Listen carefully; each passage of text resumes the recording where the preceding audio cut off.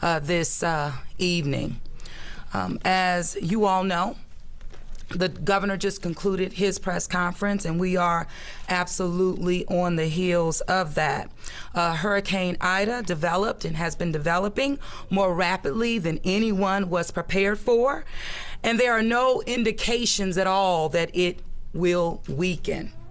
The models have been extremely consistent, and they have barely moved. So therefore, the situation is much more serious than it was 6 hours ago. And Hurricane Ida represents a dramatic threat to the people of the city of New Orleans. Time is not on our side. A mandatory evacuation was moved forward, as you know, earlier this morning for our areas outside of the levee protection system.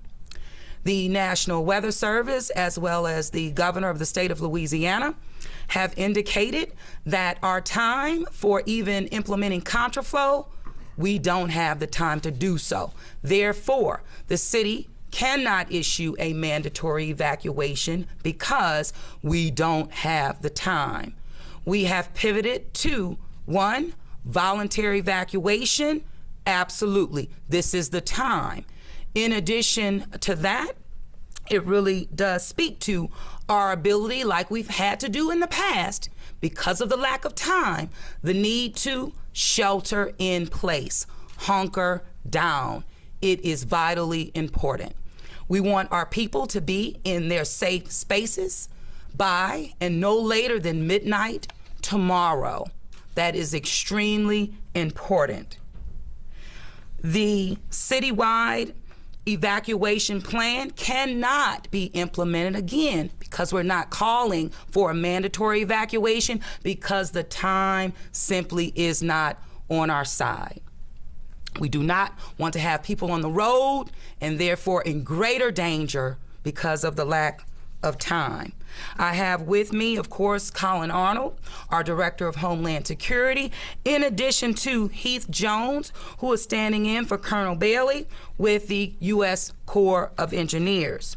Now, I am told by the National Weather Service, in addition to the governor, that the city of New Orleans, and particularly inside of the levee protection system, most absolutely are safe, meaning to hunker down in place, shelter in place.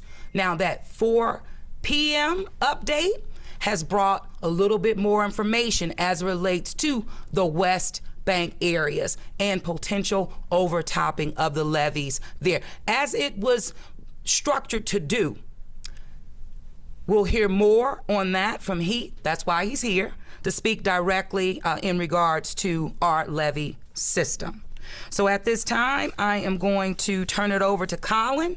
Of course, I'm going to be back. You'll hear from Heath. Then I'll come back and I'll speak to Monday morning, meaning the city of New Orleans, because I'm speaking about it now. The city of New Orleans will close on Monday.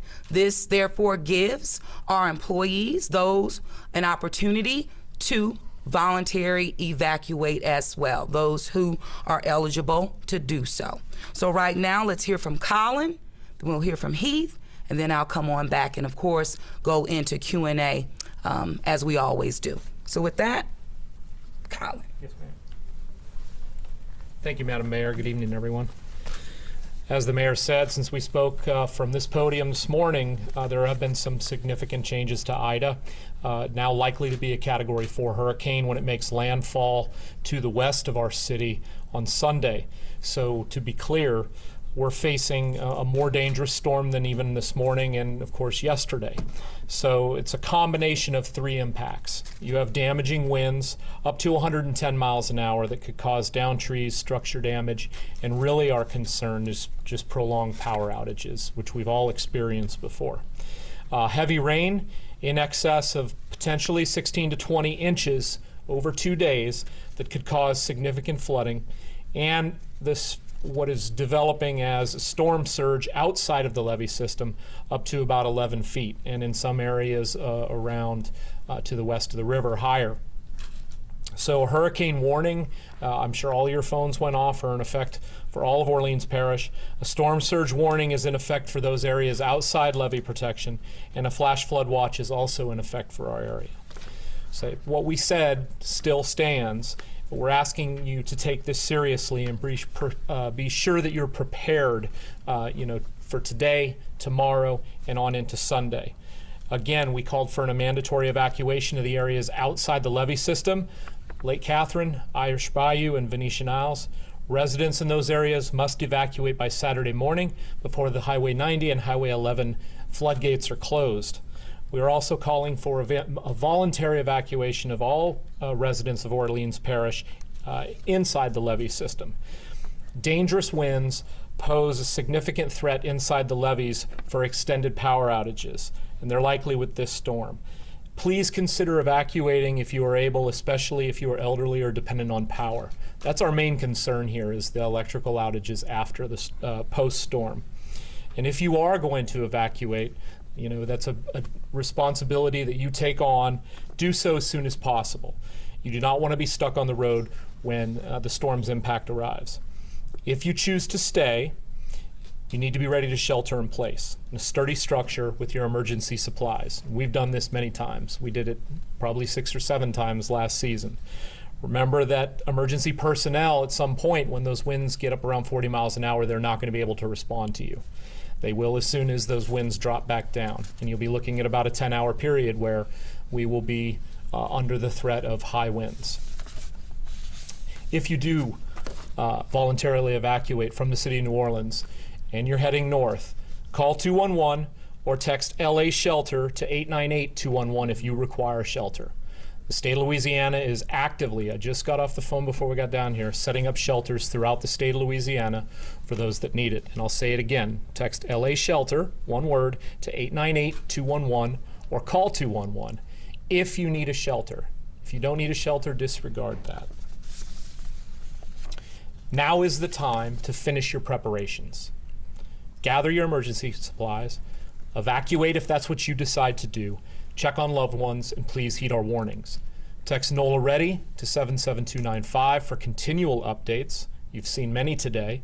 Follow us on social media at NOLA READY and visit our website at ready.nola.gov. Thank you. Thank you so much. All right, and I don't know if I don't know if I said Colonel Bailey or Colonel Murphy. Colonel Murphy, but it's Colonel Murphy, yeah. And our Louisiana National Guard, Colonel Bailey, is here. He did not come out because he came straight from the airport and he's not in uniform. That's the only reason why you do not see him now. But they are fully prepared and in terms of their deployment here in the city of New Orleans. I'll be right back up after Heath. Come on, Heath. Thank you, ma'am. So as the mayor mentioned, at the 4 o'clock forecast, with the forward speed slowing down a little bit and the intensity picking up a little bit, the Weather Service changed their surge forecast from 7 to 11 feet to 10 to 15 feet on the West Bank. That change is showing the potential for overtopping of some levees on the West Bank, the Hisder system over there. They are built to the 1% design, a 1 in 100 year event, but they're also built with resiliency. They are designed to overtop in places. So there are things on those levees like armoring. The pump stations have backup generators. They've been hardened. Safe houses, transition areas, splash pads. We've built all that post-Katrina with the idea that it would be resilient to a 500-year event, which is above this event we're having now. So that's the West Bank. On the East Bank, as the mayor mentioned, there are no indications of overtopping anywhere on the East Bank levee system. So with that, ma'am. Oh, thank you very much. And I also just wanted to mention a couple of things. Because we are sheltering in place, and those who decide to do so, they should know that I have already asked, and the governor has complied with executing the contracts associated with having adequate bus transportation should a post-evacuation be needed. And those buses will be staged appropriately. So no waiting for them to arrive. These conversations not only have been made, but the requests and the contracts have been executed to ensure that the city of New Orleans will have access to bus transportation for our people should we need a post-evacuation.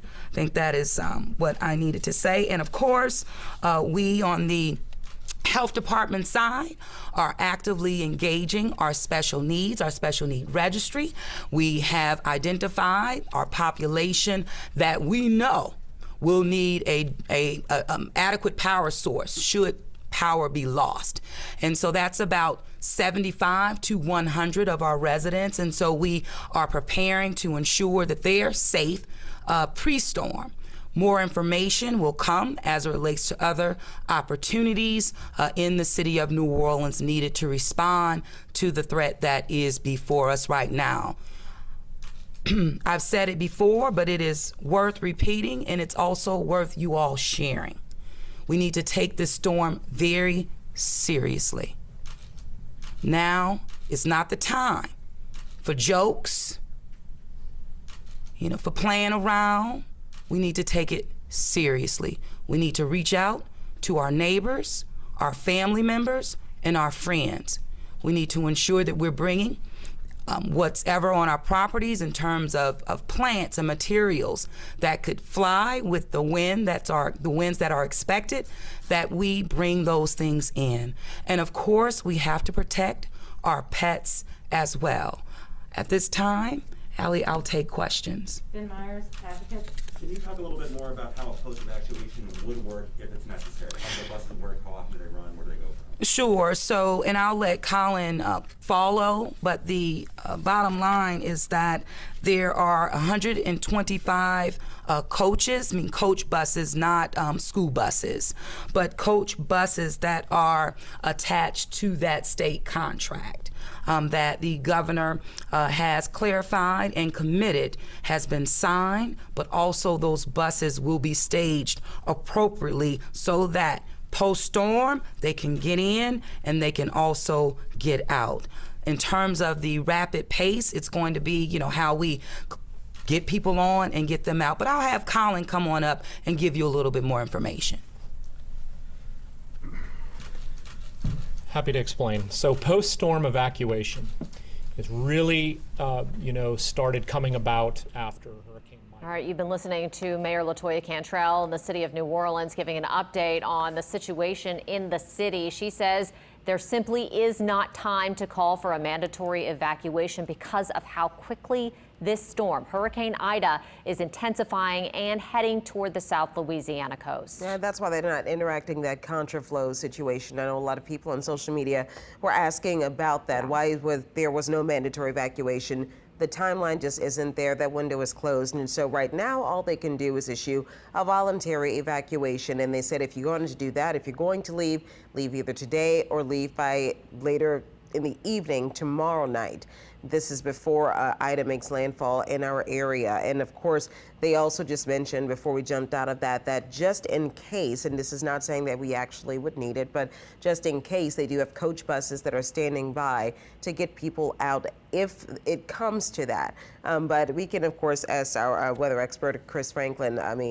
Chris, what are you thinking right now? I think that's also after the storm, right? Oh, yeah, after the storm. Then that is after the storm. That's not now. It's currently right now. Right. If you're still in the city, they're asking that people do shelter in place if you do decide to stay. Obviously, this is all moving either on schedule or ahead of schedule. We just know that it's moving fast and it's still moving our way and it's packing a lot of power.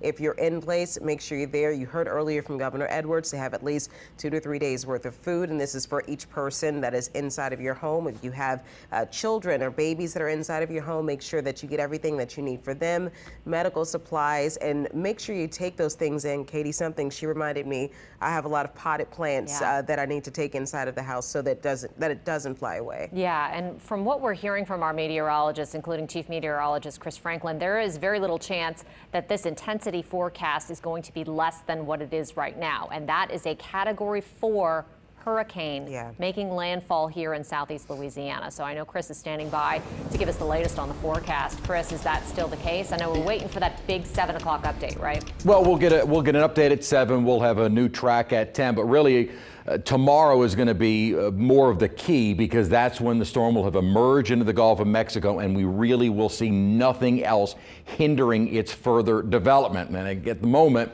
we have seen some of the bigger thunderstorms kind of collapse a bit, but you'll also notice they are starting to re-intensify right around the center. Another little flare-up of some big storms over western Cuba. So right now it has that land interaction to kind of weaken it. Once it gets past Cuba, there is nothing else in its path from Cuba all the way to South Louisiana, and we are expecting that further intensity to build right up to the point of landfall. And we were talking about time really is more of a double-edged sword for us. The reason that there is no mandatory evacuation or contraflow is because there just isn't enough time to enact that. But time is also on our side, because it is not going to spend a whole lot of time over the Gulf of Mexico. However, with that said, even as it gets into the Gulf, it's looking like by early tomorrow morning, the official forecast, it is up to a Category 2 storm, a 3 by the afternoon tomorrow. And this is something I want to point out. Notice at 1 o'clock on Saturday, the winds are at 120 miles an hour. The winds right now are 80 miles an hour. The official definition of rapid intensification is an increase in maximum wind speed of 35 miles an hour in 24 hours. So in our example currently, the 4 o'clock advisory on Friday, the winds are at 80. 4 o'clock on Saturday, the winds would need to be at 115 miles an hour. Well, I just showed you the forecasted track of the storm, and I'll bring you back. At 1 o'clock, the winds should be at 120 miles an hour. So if that does happen, Ida would meet the definition, the official definition from the National the National Weather Association, or the American Meteorological Society. It's one of the acronyms that we have to learn. This would fit the definition of being a rapidly intensifying hurricane. 35-mile-an-hour winds in a 24-hour time span, and some have increased even more rapidly than that. Landfall is looking at a Category 4 sometime during the late afternoon, evening hours of Sunday. We've been talking about Monday morning. Unless something were to slow it down, it should already be inland by midnight on Monday and quickly moving up. And again, the track at the moment would actually put the path over Baton Rouge, meaning conditions would be worse in Baton Rouge with winds and rain than it would be here in the city.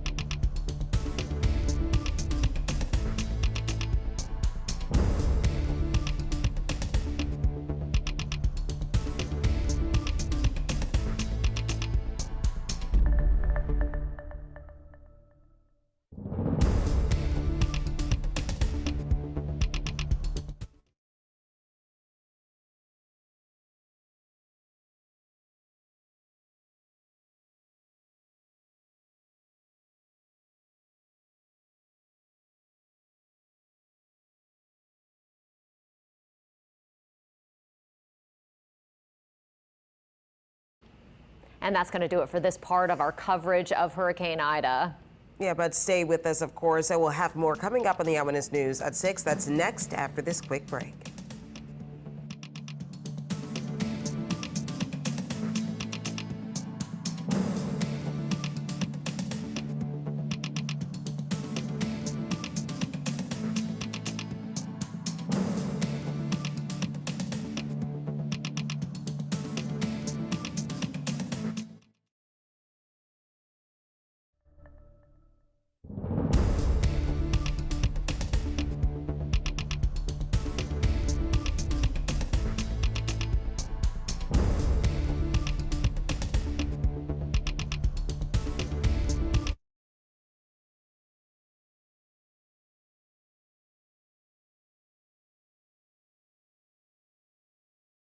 Live from WWL-TV, this is the Eyewitness News at 6.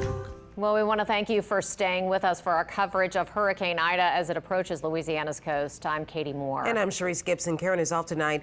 You're watching a special 1-hour edition of the Eyewitness News at 6. And we're going to be bringing you the very latest on Hurricane Ida with a hurricane warning active for all of southeast Louisiana.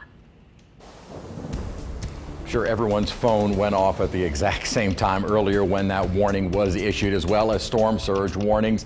It is going to be rough. There's no question about it in southeast Louisiana. The worst, though, is going to be wherever that center of the storm makes landfall and then begins moving inland and as a Category 4 storm. The only thing in the near future that is limiting the strengthening of Ida is its interaction with Cuba right now, but that is going to be short-lived because at the moment, a lot of the bigger thunderstorms have been collapsing, but boy, you notice some more intense thunderstorms developing right near the center. So this is still a very well-defined hurricane. The land over western Cuba is flat, so that usually doesn't really disrupt that low-level circulation. It kind of helps to weaken the storm a bit, but even not that much. In fact, the pressure came down as it started to interact with the Isle of Youth and western Cuba. Once it gets north of Cuba and into the Gulf of Mexico, we are anticipating a rapid intensification and an intensification that will take it up to the point of landfall. There have been storms in the past that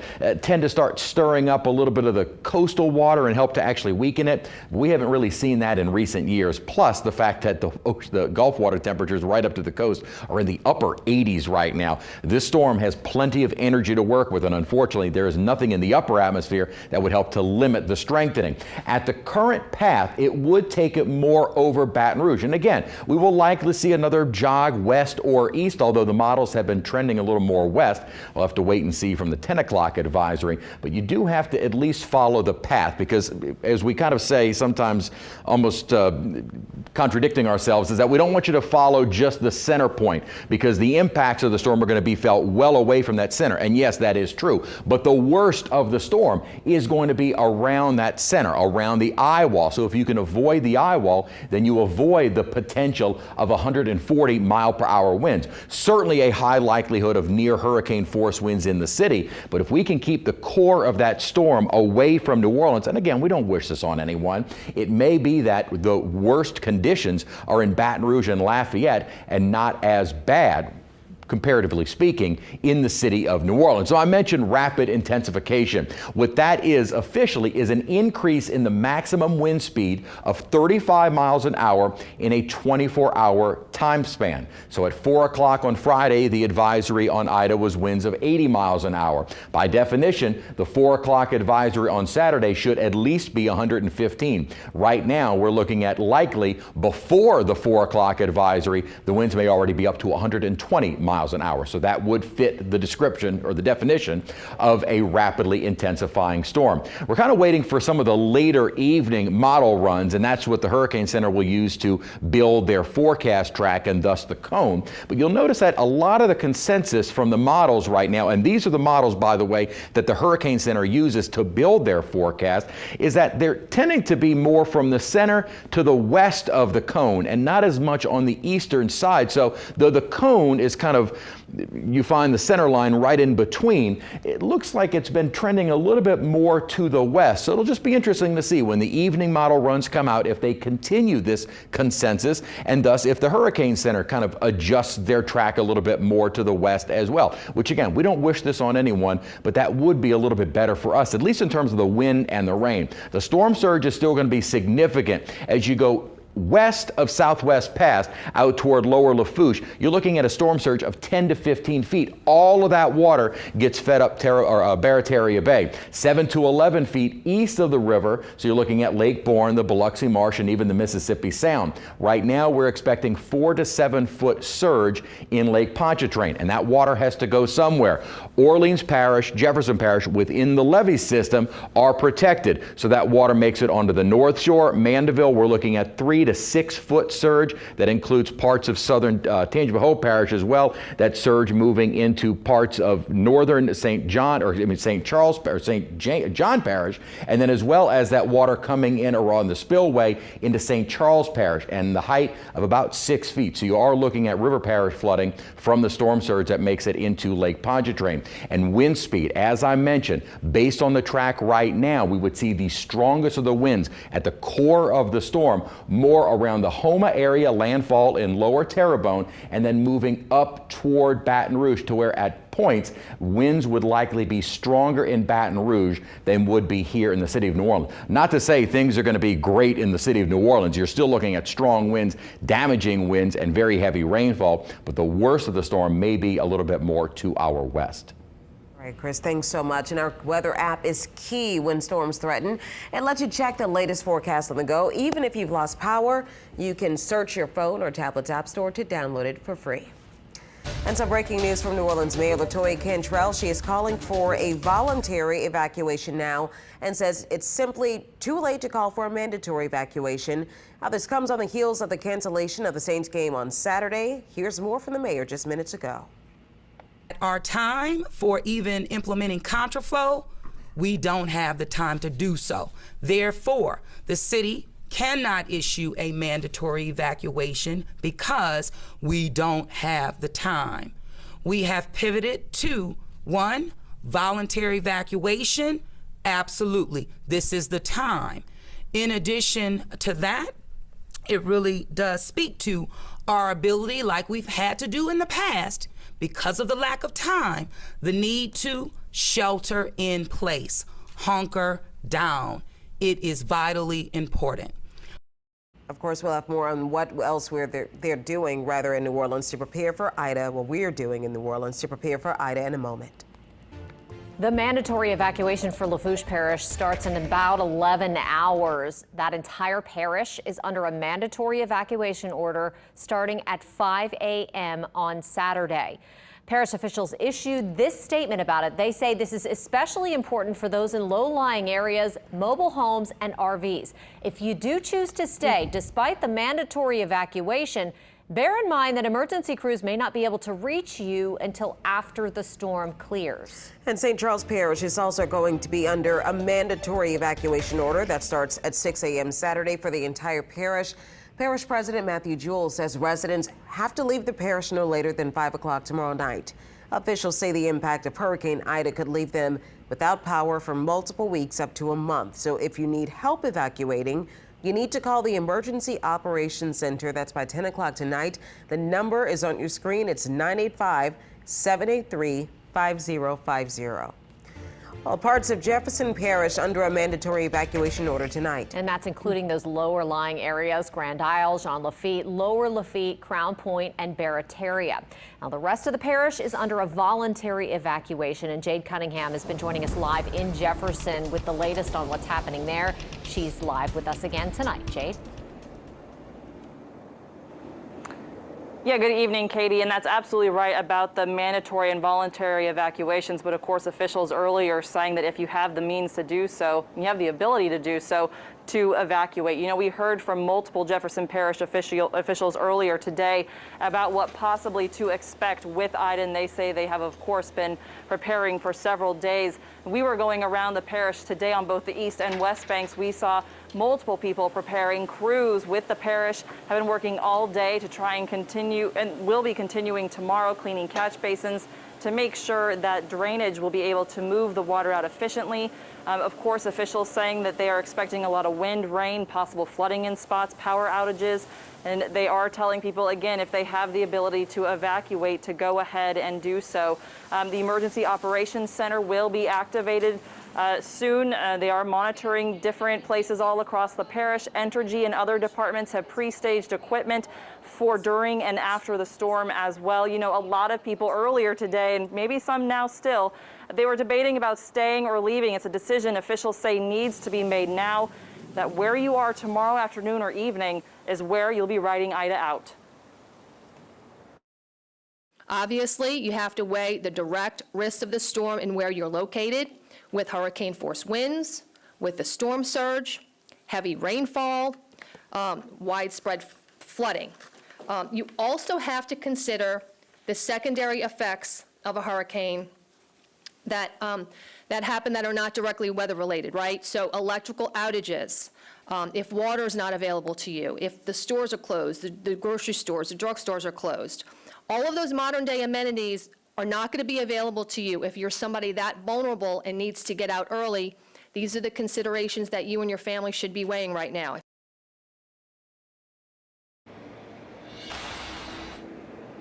That was Parish President Cynthia Lee Sheng. We also heard from Entergy officials today at that press conference. They say that they have been preparing for the past few days. They, of course, are monitoring everything.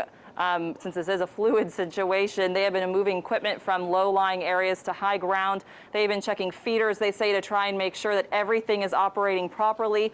And they also kind of outlined the power restoration times just based on previous storms in the past. So they were saying, based on Category 1 storms that have happened, about 90% of customers, it'll take about 7 days for power to be restored. A Category 2, it goes up to 10 days. Category 3, 14 days. And a Category 4 storm, they say, is 21 days.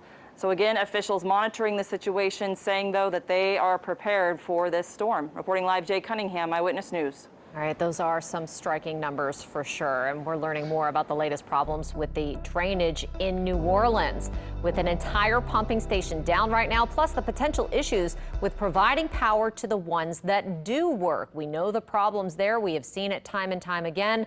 David Hammer with our Down the Drain team is joining us with details from the Sewerage and Water Board. And David, you know, this is a serious situation. Yeah, Katie, we're actually seeing more confidence than we've seen in quite a while from Sewerage and Water Board Executive Director Ghassan Korban at a press conference this morning at City Hall. He talked about how they have more power available now than actually they did when they used the most power that they've ever had to use at one time, and that was in May 3rd, 1978, when it flooded across the city. There's actually more of these turbines available. Turbine 5 and Turbine 6 are online. That's about 40 megawatts of power. And then there's the electromotive diesel generators that are backups. Those are available as frontline power. So along with frequency changes that change the Entergy power to the type of power that's needed to run the older pumps, they're in good shape there. What we're also hearing, though, is that at pump station 12 in the west end part of Lakeview, there are problems because there's no pump available there. They're actually talking about it being a positive thing, though, Ghassan Korban said, because at least it won't be running backwards, which is what we saw in March of this year. Let's take a listen to what Korban said about that. Obviously, because of the pump itself is down completely, that eliminates that possibility of backflowing, right? So that whole thing is, that scenario is entirely eliminated, right? Obviously, you know, it's an issue that has, I mean, it's an area that has some issues because of the elevations, but again, whatever rain that falls in that area will be collected, will be conveyed to either DPS 6 or DPS 7.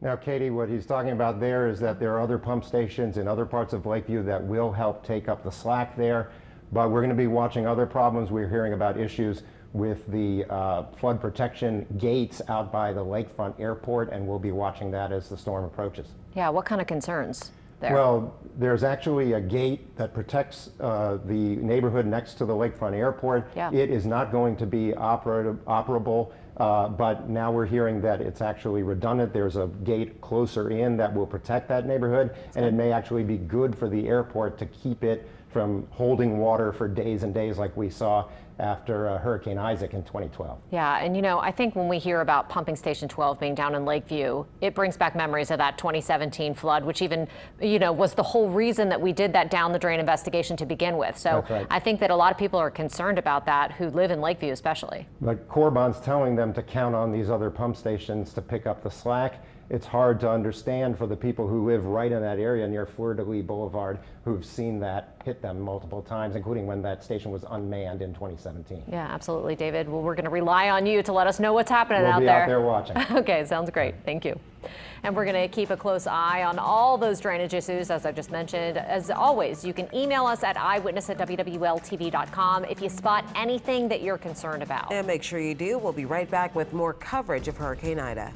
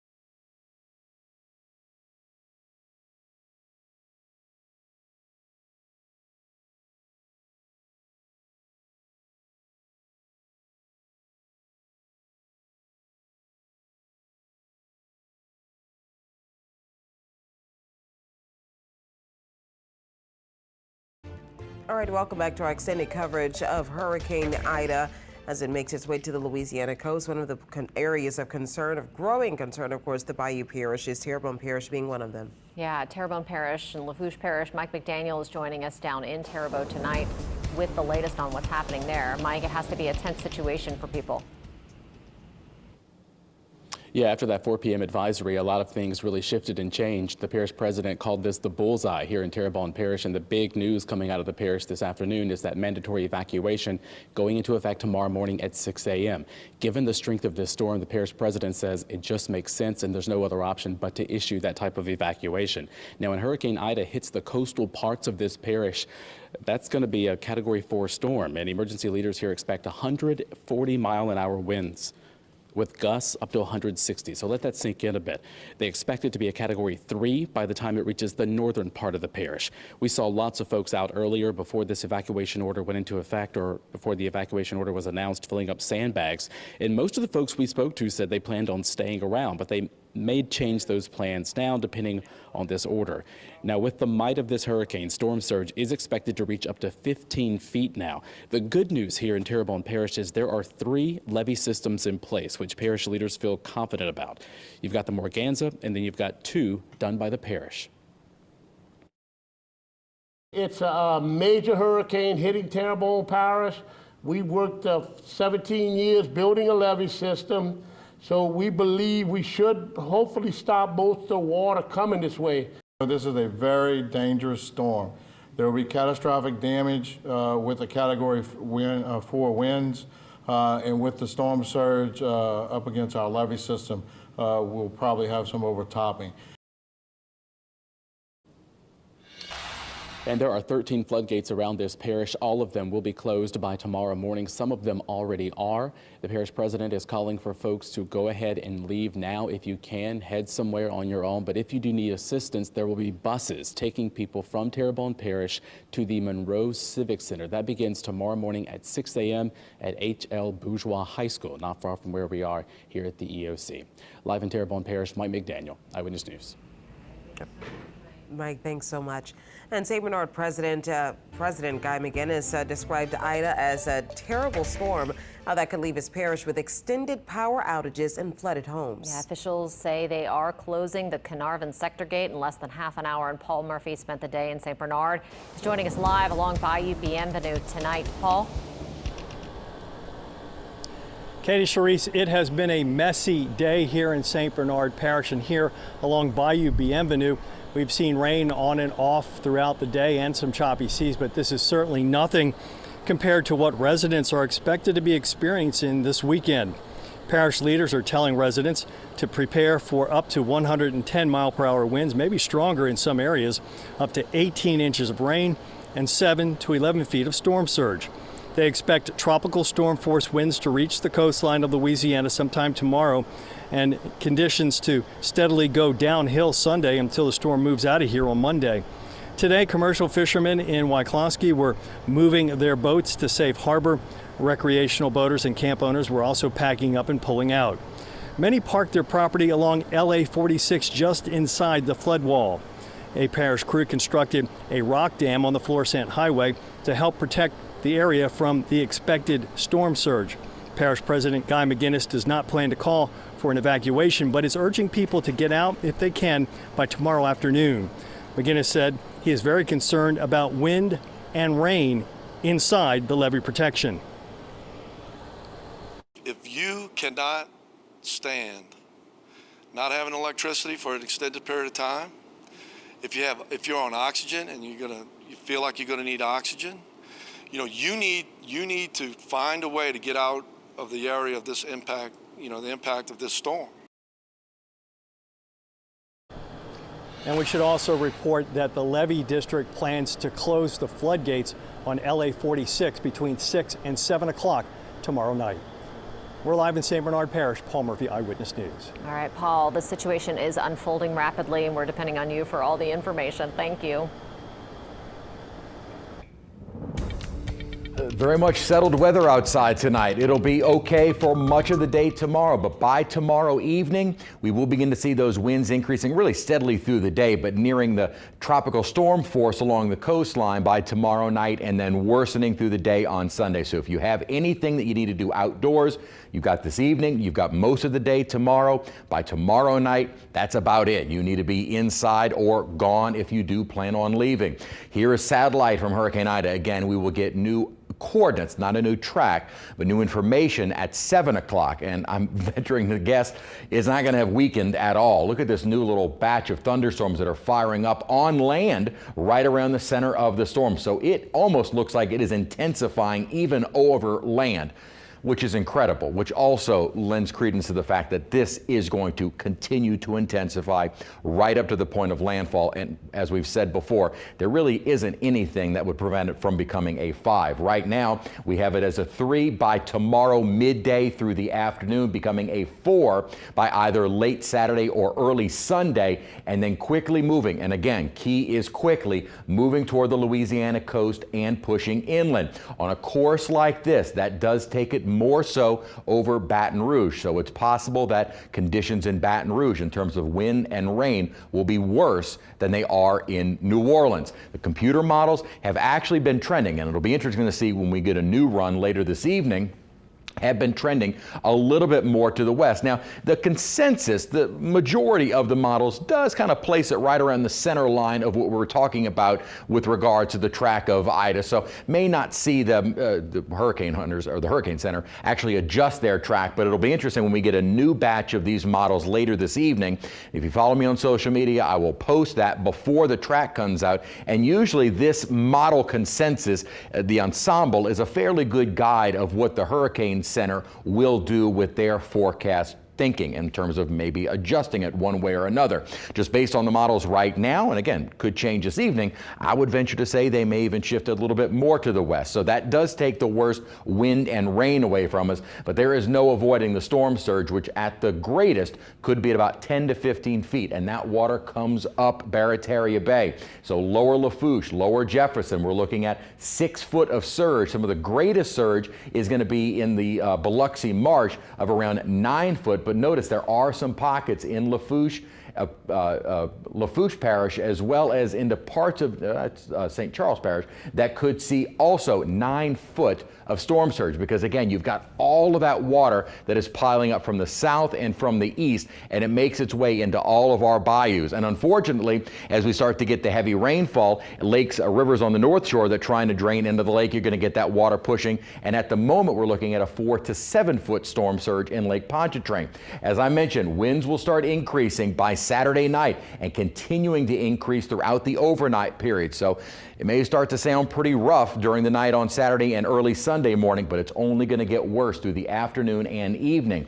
Now, the model indicating, and again, the core of those winds are going to be near the center, and that should keep it a little bit more west of Orleans and most of Jefferson. But the river parishes down toward the bayou parishes have a greater chance of those strong winds as the storm makes landfall. And again, possibly moving a path right over Baton Rouge. So if you were thinking about evacuating, and I've heard from several friends saying, I was planning to send my family to Baton Rouge. No, not a good idea. Not only are they going to see the strongest winds, we might see some of the heaviest rainfall just to the west of the city as well, where some swaths of estimates of around 15 inches of rainfall. As I've mentioned, there is nothing in the upper atmosphere. The wind shear is gone. Water is warm, and it is deep, warm water right up to its approach into southeast Louisiana. And as far as the steering goes, it has been this big ridge of high pressure that actually looks like it may be pushing in a little bit more by Saturday and Sunday, which may be why the models have been trending a little bit more to the west as well. So what we know now, and what you need to know, is that tropical impacts will begin on Saturday night. Ida will make landfall as a major hurricane. Dangerous conditions, so you need to be inside if you're staying on Sunday through the day, and you need to execute that hurricane plan tomorrow, tonight, tomorrow at the latest, because by Sunday, you need to be holding steady wherever you're going to be.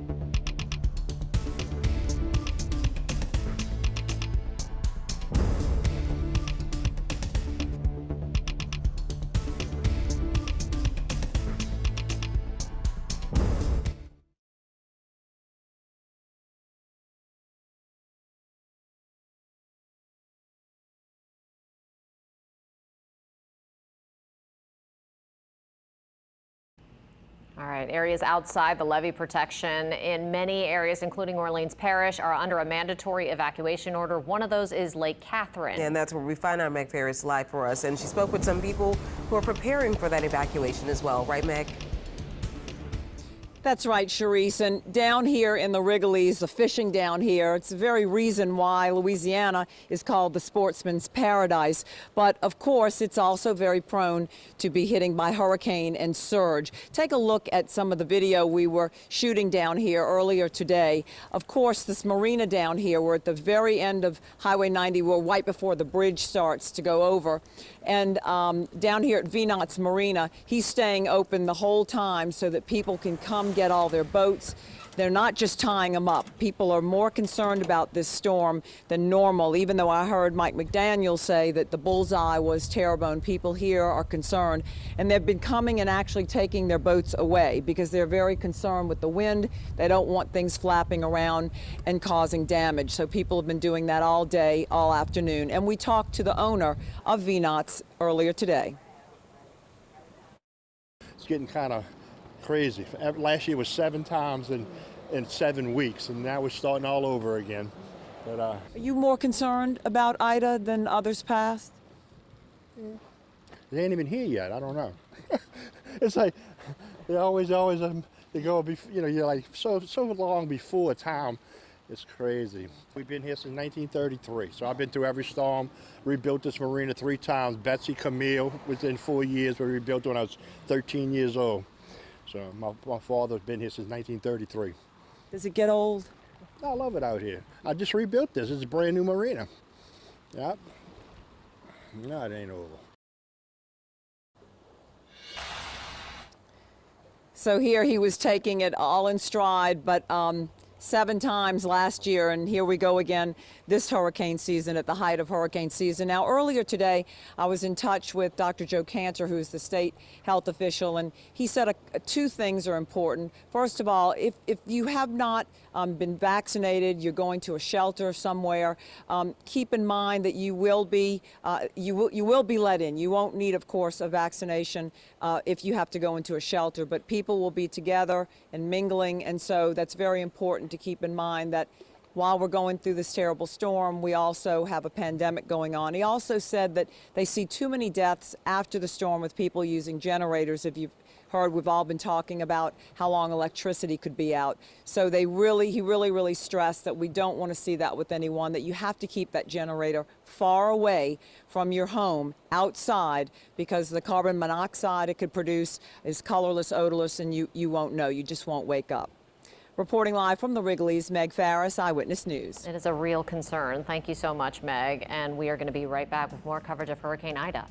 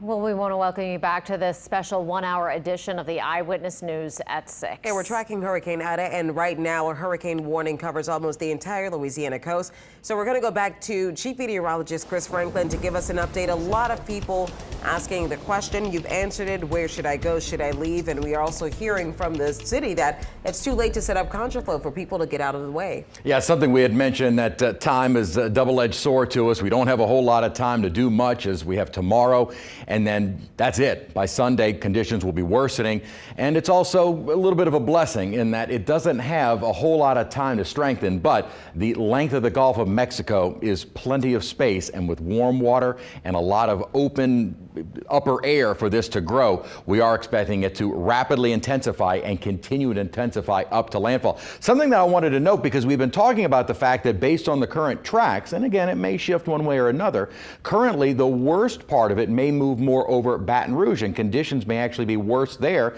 than they were in New Orleans. A very similar situation happened with Gustav back in 2008, and what's a little different is that, one, it would have been farther from Baton Rouge, whereas the current track will take Ida directly over Baton Rouge, and two, it was a weakening Category 2 once it made landfall in Louisiana. Ida will likely be a 4, possibly even a 5 at landfall, so something to consider for the folks that have family and friends out in Baton Rouge or were planning to go to Baton Rouge this weekend.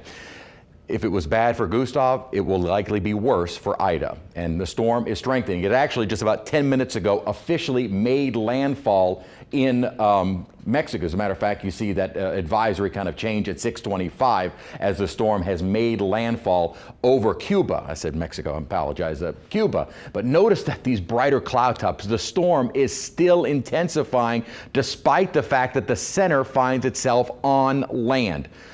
This is, I think, going to be a monster of a storm as it crosses the Gulf of Mexico. As I said, it doesn't have a whole lot of time. We're looking at it moving into the Gulf later tonight, kind of during the overnight period, and then by Sunday evening already inland. So it will be moving at a fairly decent clip. We would like to see this increase if at all possible. It's at 15 miles an hour. We certainly don't want to see it slow down. We would like to see this continue to move as fast as possible and get it in and out of here as quickly as possible. But we are looking right now at winds of 140 miles an hour. And of course, that is only going to be right around the center once it does make landfall sometime Sunday evening. Now, the models, as I said, are in fairly tight agreement with that potential landfall, and they have been trending a little bit more to the west. We will see if that trend continues later this evening, and thus if the Hurricane Center adjusts their track a little bit more to the west. That would take the wind and rain, or at least the worst of it, a bit farther from New Orleans, but we are not going to avoid, just because of the trajectory of the storm,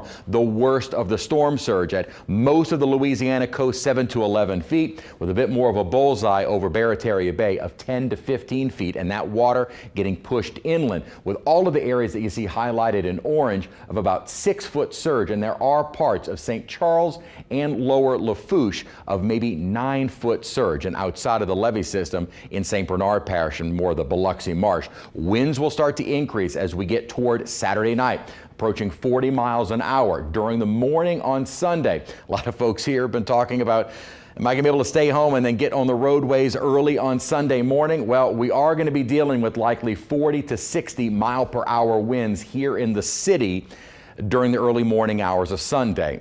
Sunday morning, maybe you've got a couple of hours to do some last minute things outdoors, but I wouldn't do much, and then conditions will just continue to worsen as we go throughout the rest of the afternoon and evening, with heavy rainfall moving in. Some spots could see in excess of 15 or more inches of rain, and we may see more of a widespread 8 to 12 inches of rainfall. There is nothing, unfortunately, once it gets past Cuba that will hinder the further strengthening. The wind shear is moving out with the upper low, and this storm is going to be moving over very deep, very warm water. It will be intensifying right up to the point of making landfall. All right, Chris, thanks so much. Concern, of course, growing tonight in the Bayou parishes as Ida eyes that area for landfall. Now, people loaded up on gas, groceries, and propane in Bayou Blue this morning. That's at the Terrebonne and Lafourche Parish line. While some people say the storm's track is too threatening, others say they're stocking up and staying put. Now, staying or going, everyone hopes Ida's bark will be worse than the bite. Our best hopes is that the storm can pass a little bit more to our east, which helps us out with the storm surge and all. So we're just doing some preparations and just hope for the best at this point. Ida is approaching New Orleans at a precarious time whenever the streets are really torn up around the city because of construction. And those half-completed projects are leaving residents very concerned about the danger of the loose debris and blocked drains once Ida hits.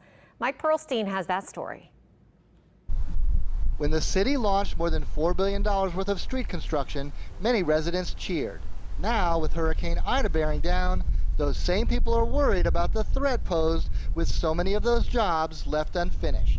My concern with storm coming is that they rocked over the drain, and I'm just afraid that the water's not going to drain through the rocks. I'm definitely not thrilled to come out here 2 days before the hurricane's about to hit and see so much debris just sitting on my street waiting to be picked up by hurricane winds and thrown into our houses and roofs and windows. Just to illustrate some of the concerns that residents have on these streets that are in mid-construction, here on this uptown street, you can see construction material left behind. Here is a spot where a catch basin used to be, completely covered, and a little further down, you can see that the ramps to people's driveways have been torn out, leading some people, like this resident, to build his own ramp to get into his own driveway. Geruso said the unfinished construction has been the #1 complaint his office is hearing from constituents. And there are a number of people across the district who are concerned about the materials that are left behind, contractors coming to gather all of them. Mayor Cantrell said the contractors should be cleaning up ahead of the storm. The contractors are responsible for protecting as well as our storm drains, catch basins along those areas. So we're confident that that is happening, of course. But at many work sites, that doesn't appear to be happening, including some major construction, such as this gap in the Orleans Avenue outfall canal near Marconi. It's got to be done right now. Everything's got to be moved as much as possibly in great speed and care to get this taken care of. With this hurricane coming through and all of this debris still here, it's not going to be good. Mike Perlstein, Eyewitness News. That gap there on Marconi's been there for a while, too. Of course, stay tuned to Eyewitness News as our team keeps an eye on all of these problem construction areas as Ida is approaching and making landfall.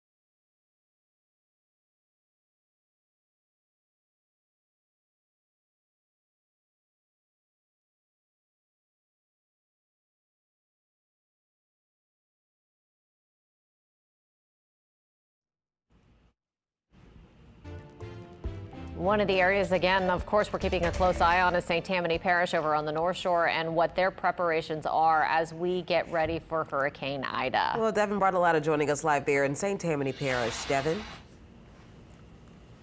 Well, Katie and Therese, we're on Lakeshore Drive right at the Mandeville Lakefront. The water was really choppy earlier, but things have actually calmed down and it feels pretty nice out here. There's people out here going for a walk, they're going for a run, getting some exercise out here.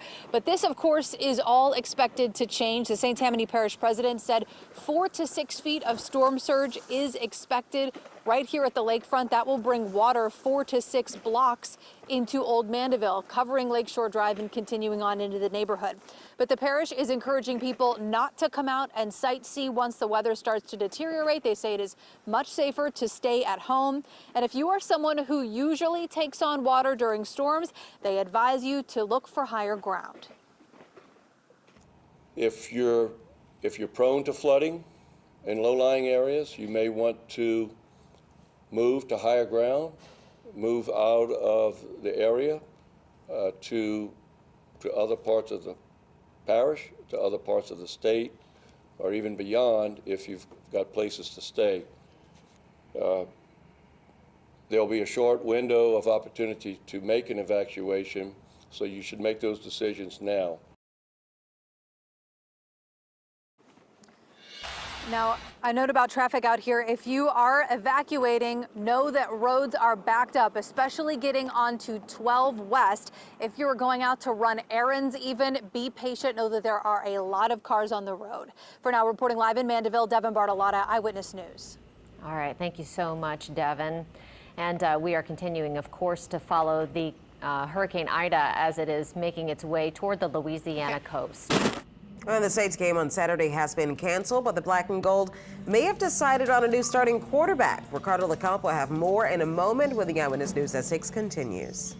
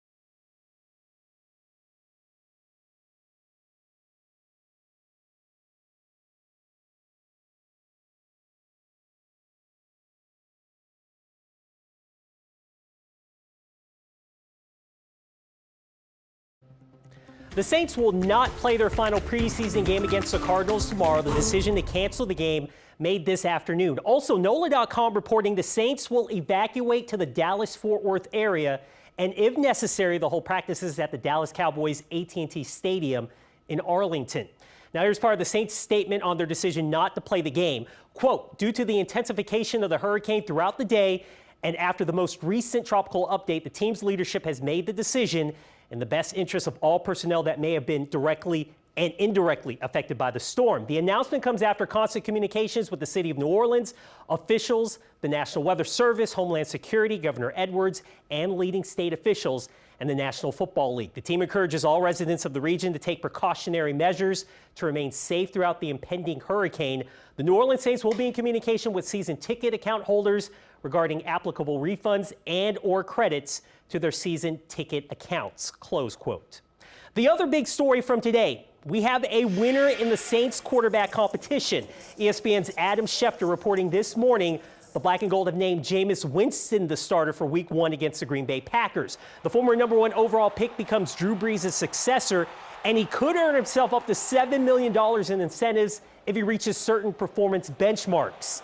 Meanwhile, we'll likely see Taysom Hill transition back to his Swiss Army knife role, although, as he mentioned all offseason, he wants to be a starting QB in this league. So Jameis Winston, the projected starter in Week 1 against Aaron Rodgers and the Green Bay Packers. Should be a really good game. That's in a couple of weeks. And we'll be right back after this. Stay with us.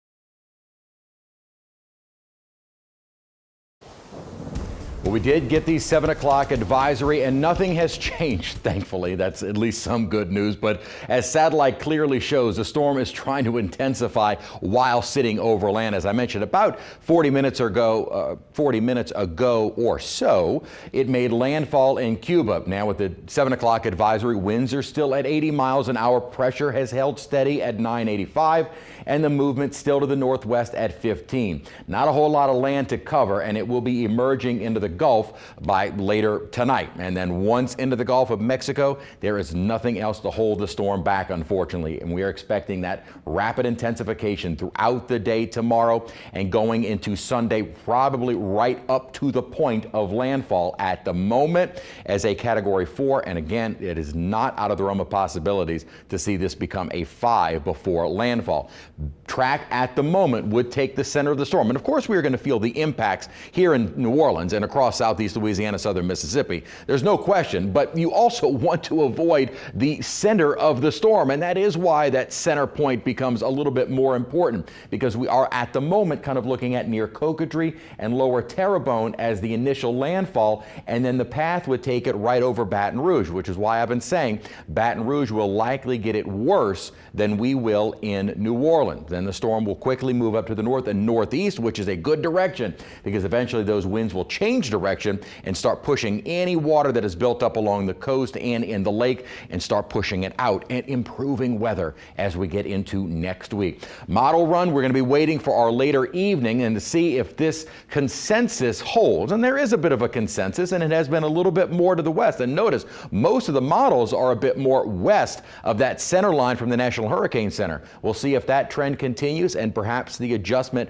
farther west from the track, which again is beneficial to Louisiana or to New Orleans, not for the other folks across the rest of the state. A lot of folks have been asking, all right, if I leave, where am I going to go? Well, do not go to Lafayette. Do not go to the Mississippi coast, although it may be improving if the storm does move far enough to the west. But I still wouldn't go that far or that close east. If you're going to go east, maybe Mobile, you're better off into the Florida beaches. Montgomery, okay, but once the storm begins to make that more northeasterly turn, you're going to get in on the heavy rain and wind. Still some rain and wind up toward Atlanta, but the storm will be far weaker once it gets to that point. If you want to go up toward Shreveport, you're okay. Alexandria, maybe, but you are going to find yourself very close to likely tropical storm force winds. Now, at this point, that wind field will be shrinking, so you may be okay, but certainly not Lafayette. Drive out toward Houston, you would be fine. So a lot of folks just wondering,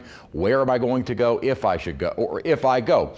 And then what about staying? And not everyone has to evacuate. If you are not in an evacuation zone, you're okay. And again, this really only applies to the folks that are not being ordered to evacuate. If you are high and dry, you're an area that does not really flood, and you think you're above any kind of flood waters that could either kind of surge in or accumulate from rainfall, and also that your winds are protected. Keep in mind, we are going to be looking at very strong winds here in the city and across our viewing area, even if they're not necessarily at hurricane force. You want to make sure that those windows are protected. If you have a source of power, or you're fine without it. Remember Zeta. A lot of folks were without power for 5+ days. We may see this even longer, depending upon where exactly the storm goes. And again, it's all about if you feel comfortable to stay at home. Once the wind starts and the rain starts, it can kind of get pretty scary out there. If you are comfortable being home, then by all means, stay home if you're in an area that is safe. Obviously, the areas outside of our levee system and along the coast will not be safe, as we are expecting a fairly significant storm surge, and the water will be piling up. The areas that you see in white, that is the hurricane risk reduction system. We are not expecting any surge in those areas. In the oranges, yellows, that becomes 3 to 6, and we do see even higher amounts of 9 feet in some spotty areas. Notice our low 1 foot really doesn't appear too much on our map until you get a bit farther inland, and that's kind of going into the more marshier areas of some of the river parishes, and as you get closer in the direction of Baton Rouge, because that lake water is going to be about 4 to 7 feet above ground level. Winds will start picking up as we get into the late night hours of Saturday, continuing through the overnight, and then more so during the day on Sunday. Again, you might have a couple of hours early Sunday morning if you still need to go out and just pick up some things. I wouldn't go out and about, because conditions will continue to worsen with the strongest winds right around the center of the storm, and that may be more or less toward the Baton Rouge area and river parishes as opposed to here in the city of New Orleans.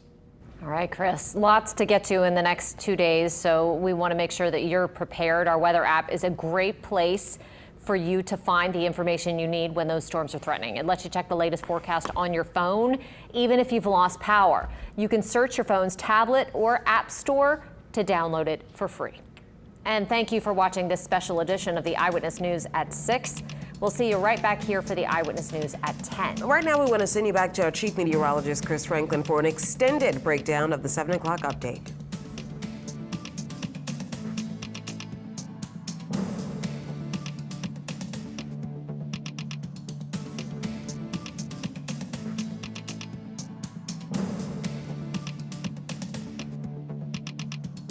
From Channel 4's Eyewitness News, this is your local weather expert alert, brought to you by Egan Insurance Agency.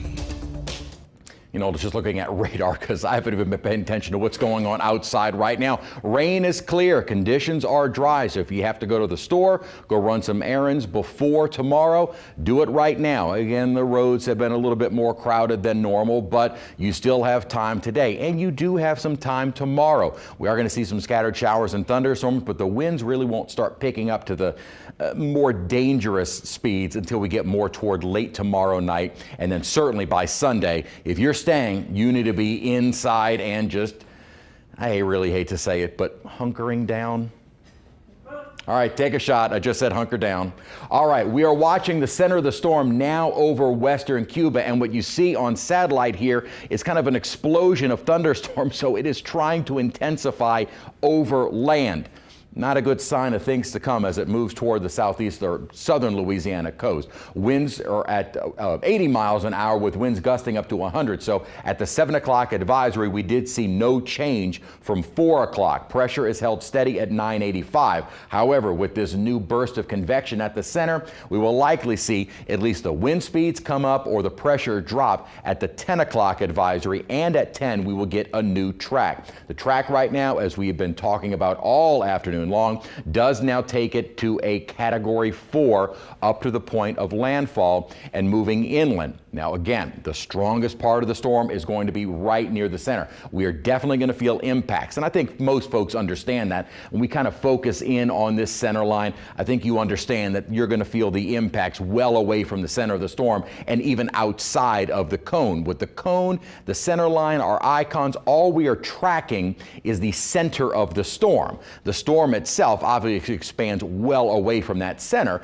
but the center does become key because this is going to be the worst part of the storm. And when we show you our spaghetti plots, all we are showing you is the track of that potential center of the storm. And what we have seen, and it'll be interesting to see after 8, 9 o'clock when we get new computer model runs in, if this little trend has continued where most of the models are actually right along that center line or farther to the west. So if you want to kind of split the difference and take the average, maybe the Hurricane Center will kind of take their center line from here and shift a little bit more to the west, which again, terrible news for areas out to our west, but better news for New Orleans and southeast Louisiana because that would put the worst part of the storm even farther off to the west and away from us. We're going to get the wind, we're going to get the rain, but if we can avoid that eye wall, all the better. So where do you go if you want to leave? Again, you got tonight, you got tomorrow. Where are you going to go? Jackson? No. Are you going to go to the Mississippi coast? No. Are you going to Baton Rouge or Lafayette? Absolutely not. The areas that I've highlighted in yellow, I kind of call okay, but you'll likely see some impacts. Alexandria, okay. You might find yourself by late Monday near a tropical storm. However, the wind field will have really collapsed at that point, and you are on the drier side, which is why I kind of left it at yellow. Shreveport, Houston, you're absolutely fine. Montgomery, Mobile, okay, but you're likely going to feel some of the impacts. And I would even say Montgomery is maybe a yellow to green. Atlanta, I'm giving it a green, and especially as you go much farther to the east along the Florida Panhandle, you are good to go. Should you stay? If you're not in an evacuation area, these are the only people I'm talking to. If you've been ordered to evacuate, you are not supposed to stay, and you should not stay. If your home is high and dry, you're in an area not necessarily raised, but you don't tend to flood. If you've stayed dry for several of our heavy thunderstorms that we have seen, and make sure that the windows are protected because we are likely going to see 70+ mile-an-hour winds here in the city. You have a source of power, home generator best, or at least a generator. Or you are fine without having power for maybe several days, hopefully not several weeks, but that is certainly possible. And you feel comfortable. You don't have any trees that would threaten the home. If you are safe inside your house, then I would stay. Again, not everybody has to leave, but as we heard from some of our officials, keep in mind that emergency officials are not going to be able to get out to you if something were to happen right away. You might have to wait a while, and hopefully we don't have any kind of high water threat to where they may not be able to get to you for a while. So just again, all things that you need to consider. Storm surge, unfortunately, we're not going to avoid. We are looking at about a 10 to 15 foot surge south or west of the mouth of the river, east east about 7 to 11. We're not going to avoid the surge, but we are looking at some possibly strong winds and heavy rainfall. I say possibly because the strongest should remain farther to our west. We'll have a complete update. Again, follow me on social media. I'll be posting a look at the new models before the advisory comes out at 10. But of course, we're going to cover the new advisory, the new track from the National Hurricane Center coming up on Eyewitness News at 10. For now, I'm Chief Meteorologist Chris Franklin. Have a good evening. From Channel 4's Eyewitness News, this has been